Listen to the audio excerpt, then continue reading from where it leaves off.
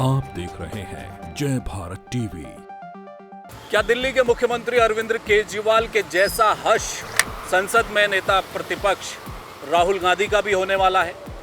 क्या राहुल गांधी जेल जाने वाले हैं? क्या ईडी के रडार पर आ चुके हैं राहुल गांधी और उनकी गिरफ्तारी की पटकथा लिख दी गई है? क्या सम्मन टाइप हो चुका है? नमस्कार, जय भारत टीवी देख रहे हैं आप, मैं हूं हेमबट।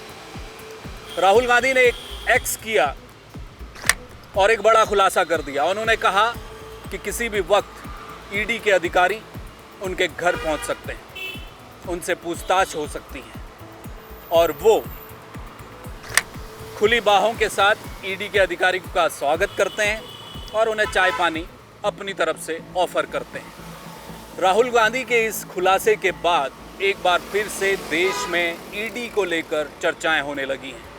चर्चा इसलिए ज़्यादा क्योंकि ऐसे ही दिल्ली के मुख्यमंत्री अरविंद केजरीवाल ने भी अपनी गिरफ्तारी से काफ़ी समय पहले खुलासा किया था कि उनकी गिरफ्तारी होने वाली है।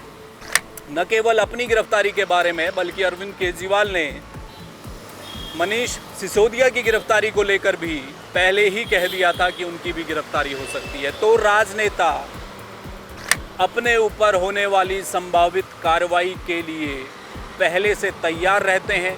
उन्हें इस बात की जानकारी होती है कि कब किस मामले में उनसे पूछताछ होगी या उनकी गिरफ्तारी हो सकती है। अगर ऐसा है तो क्या राहुल गांधी सही कह रहे हैं? क्या अब ईडी के रडार पर राहुल गांधी आने वाले हैं? ये सवाल अब उठने लगे हैं। साथ ही ईडी जो कुछ कर रही है वो विपक्ष के निशाने पर तो रही ही है। क्या एक बार फिर से ईडी विपक्ष के निशाने पर रहेगी? इस पर चर्चा करेंगे। पहले बात जरा उन नेताओं की कर लेते हैं जो पिछले एक दशक यानी कि नरेंद्र मोदी सरकार के 10 साल के कार्यकाल के दौरान ईडी ने क्या कुछ किया। वो कौन से बड़े नाम थे, खासकर विपक्ष के नेता जो या तो जेल में हैं या बेल पर बाहर हैं। ये सब ईडी की मनी लॉन्ड्रिंग को की गई कार्रवाई के तहत हुआ है। बात अगर नेताओं की करें तो इसमें कई सारे नाम हैं। शरद पवार के पोते विधायक रोहित पवार से पूछताछ ईडी कर चुकी है। इस दौरान छत्तीसगढ़ के पूर्व सीएम भूपेश बघेल रडार पर हैं। तेजस्वी यादव से पूछताछ हो चुकी है। ममता बनर्जी के भतीजे अभिषेक बनर्जी से पूछताछ हो चुकी है। तमिलनाडु के डीएमके सरकार के मंत्री वी सेंथिल बालाजी जेल में हैं। पश्चिम बंगाल के टीएमसी नेता मंत्री ज्योति मलिक जेल में हैं। अरविंद केजरीवाल जेल में हैं। मनीष सिसोदिया जेल में हैं। सत्येंद्र जैन जेल में हैं। संजय सिंह जेल गए थे, बाहर आ गए हैं। ये वो तमाम बड़े नाम हैं जो ईडी के रडार पर रहे। मनी लॉन्ड्रिंग के मामले में पूर्व वित्त मंत्री पी चिदम्बरम भी रडार में रहे। सीबीआई के एक मामले में उन्हें जेल भी जाना पड़ा, बाहर आए तो ईडी के रडार पर भी रहे। वही पी चिदम्बरम जिन्होंने पीएमएलए यानी कि prevention of money laundering act को न केवल धारदार बनाया बल्कि ईडी को रिफॉर्म करने वाले भी पी चिदम्बरम ही थे जब वो वित्त मंत्री थे। उनके वित्त मंत्री रहते हुए 2005 में इस कानून को लागू किया गया। लाई अटल बिहारी की सरकार थी 2002 में, लेकिन लागू 2005 में हुआ।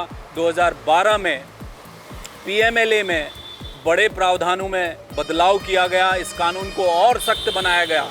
पी चिदम्बरम जो कि एक उच्च कोटि के अधिवक्ता हैं, जिन्होंने इस कानून के नए प्रावधानों को इसे धारदार बनाने के लिए इसकी मेरिट्स डिमेरिट्स पर लंबे समय तक काम किया और एक जो मसवदा लेकर वो आए इस कानून में उन्होंने उसे लागू किया। तब सरकार ने, इसी यूपीए की सरकार ने, जो इस समय विपक्ष में बैठे नेता हैं, उन्हीं की सरकार ने ये कहा कि मनी लॉन्ड्रिंग के मामले में अब और भी कड़ा कानून बनाना है, इसलिए हम ये कानून लेकर आए। अब इत्तेफाक देखिए कि उसी कानून के जद में खुद पी चिदम्बरम भी आए और ये तमाम नेता जो मैंने आपको बताया वो भी अब तक आ चुके हैं। अब यहाँ पर एक आंकड़ा और दिलचस्प है। यूपीए 1, यूपीए 2 जिस दौरान ये एक्ट लाया गया, कितने मामलों में छापेमारी हुई, कितने मामलों में दोष सिद्ध हुआ और कितनी रिकवरी हुई, वो आंकड़ा बहुत छोटा है। लेकिन पिछले 10 सालों की अगर मैं बात करूं तो जब से प्रधानमंत्री नरेंद्र मोदी ने अपना कार्यकाल शुरू किया है ये तो एनडीए की सरकार का अभी काम आगे बढ़ रहा है, लेकिन इससे पहले जो पूर्ण बहुमत की भाजपा की सरकार रही 10 सालों तक, उस दौरान ईडी ने बड़े पैमाने पर न केवल छापेमारी की बल्कि लोगों की गिरफ्तारियां भी हुई और बड़ी मोटी रकम कैश जब्त भी की गई। और कुछ नाम जो मैंने अभी आपको बताए वो तो हैं ही, लेकिन ईडी का ये कहना है कि ये तो महज 3% लोग हैं।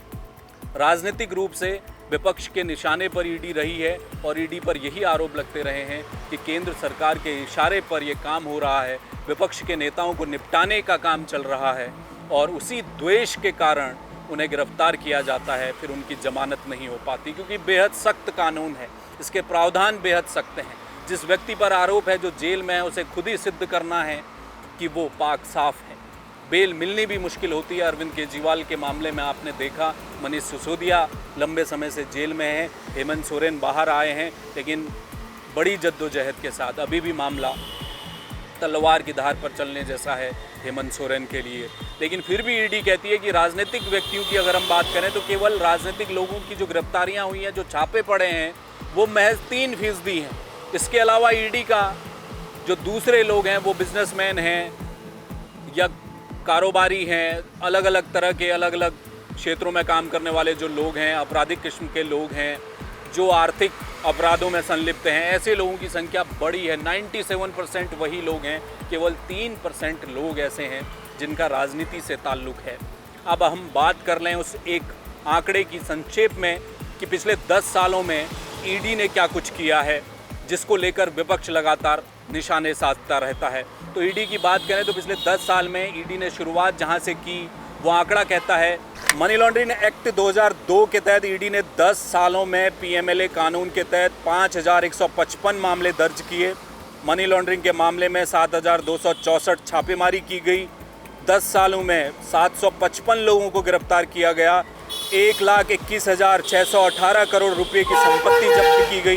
बीते 10 सालों में 1,971 कुर्की के आदेश दिए गए।